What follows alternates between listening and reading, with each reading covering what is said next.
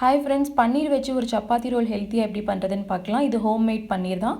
அதுக்கு 1லேருந்து 1½ table spoon தயிர், காரத்துக்கு தேவையான அளவு மிளகாய்த்தூள், அப்புறம் கொத்தமல்லி தூள், 1/4 டீஸ்பூன் சீரகத்தூள், மஞ்சத்தூள், தேவையான அளவு உப்பு போட்டு நல்லா அதை மிக்ஸ் பண்ணி விட்டுட்டு, இப்போ 1 பை 1 நம்ம பன்னீரை ஆட் பண்ணி அதையும் நல்லா மிக்ஸ் பண்ணி விட்டுடலாம். ஃபைனலாக வந்து எலுமிச்சைப்பழம் ஒரு 2லேருந்து 3 ட்ராப் பிழிஞ்சு விட்டுருங்க. இது ஒரு 15 to ½ hour வரைக்கும் நல்லா ஊற விட்டுருங்க. பேனில் ஆயில் நல்லா ஸ்ப்ரெட் பண்ணி விட்டுட்டு ஒவ்வொரு பன்னீராக போட்டுட்டு லோ ஃப்ளேமில் குக் பண்ணுங்கள்.